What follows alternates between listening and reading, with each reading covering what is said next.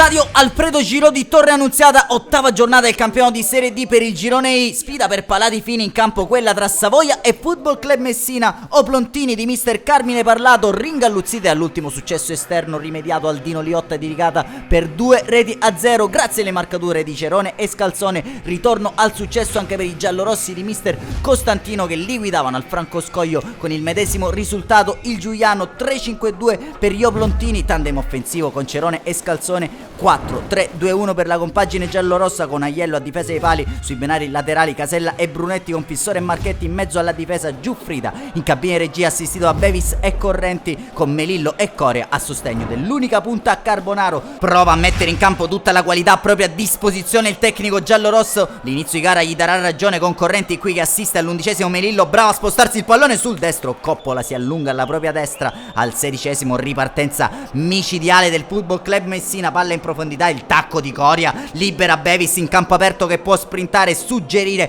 in profondità per Carbonaro con l'esterno del piede. Coppola però ci mette una pezza, arriva dalle retrovie Bevis per il vantaggio del Football Club Messina, ripartenza mortifera al 16° che regala il vantaggio ai ragazzi di mister Costantino.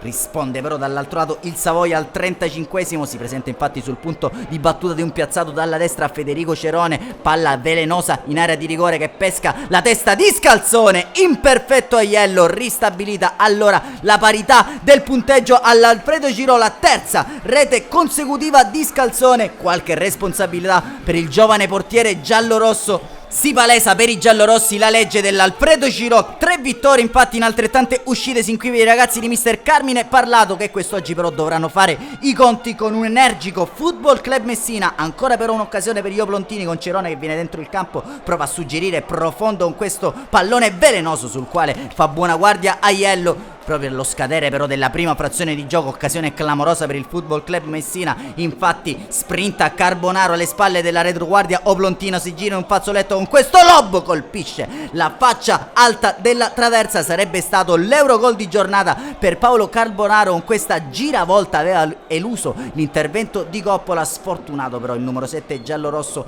Termina così la prima frazione di gioco, all'iniziale vantaggio del Football Club Messina firmato da Bevis, ha risposto Scalzone al 35° con la terza rete consecutiva in campionato. Ancora FC Messina pericoloso in avvio di ripresa con Giuffrida, assistenza perfetta in profondità per Carbonaro, Coppola però gli sbarra la strada, corner dalla destra ancora per i ragazzi di mister Costantino con Coria che pesca la testa di Gomez, fa la barba al palo alla sinistra di Coppola, il suo tentativo di testa, dall'altro lato si fa vedere in avanti Scalzone con questo tentativo in volée, Aiello controlla che il pallone termini alto sulla trasversale, termina così all'Alfredo Giroud, si dividono un punto Savoia e Football Club Messina. All'iniziale vantaggio di Bevis al 16° risponde Scalzone al 35° per gli Oplontini. Un saluto allora amici appassionati, appuntamento alla prossima.